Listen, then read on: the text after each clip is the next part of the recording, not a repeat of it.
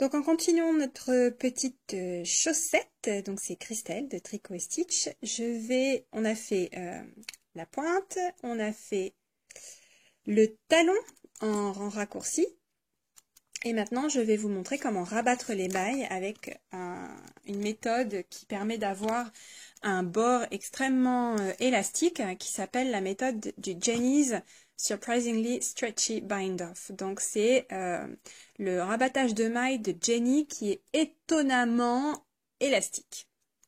Il a été pour la première fois publié dans Knitty en 2009, le magazine gratuit de modèles et de techniques de tricot en ligne, Knitty.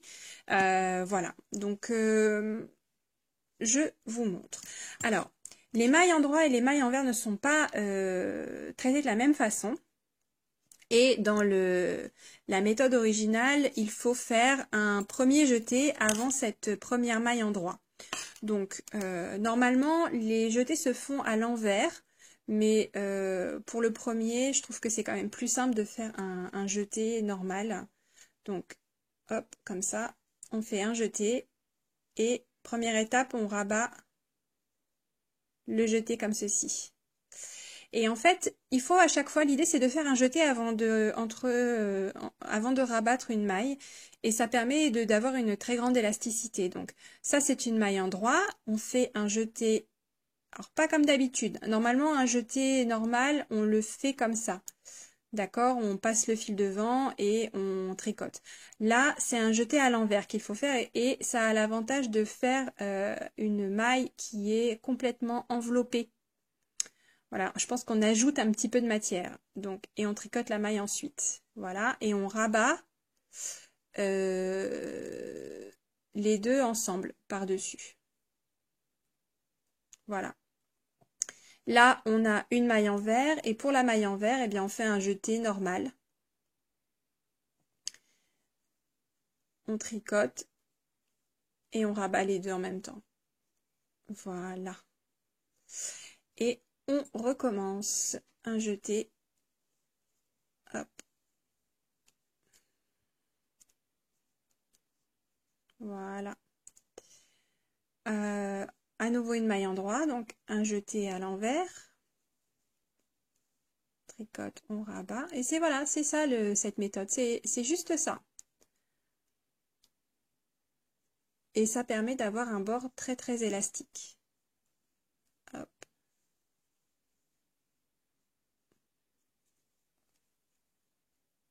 Hop.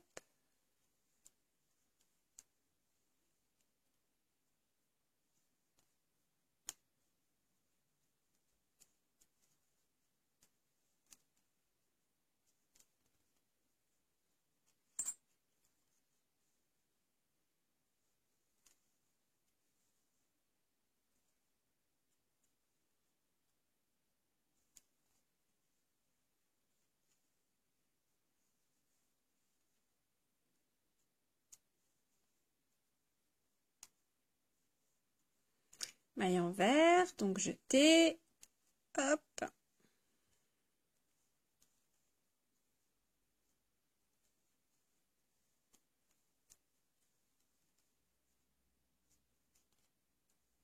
Voilà.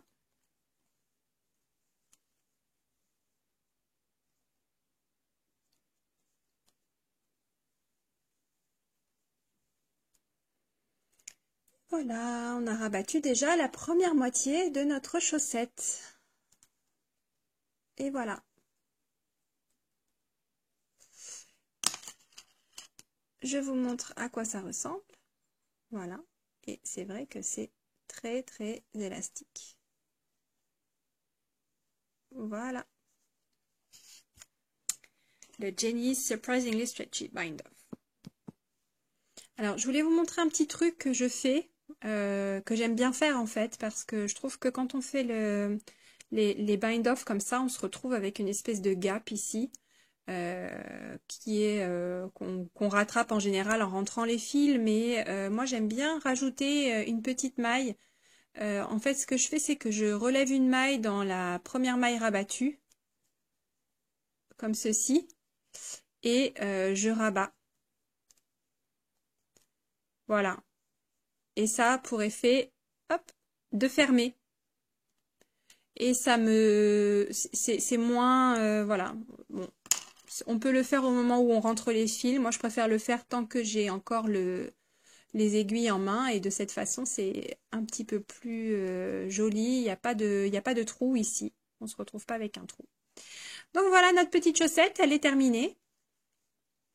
Voilà, et elle a vraiment tout d'une grande, puisque avec ces techniques-là, simplement en changeant le nombre de mailles, eh bien, vous pouvez tricoter une chaussette pour vous, ou pour enfants, ou pour adultes, c'est vous qui voyez. Donc il y a quand même des petits trous là qu'en général j'aime bien resserrer au moment où je rentre les fils. Simplement en répartissant un peu la tension sur les mailles, voilà. Mais sinon c'est voilà les techniques.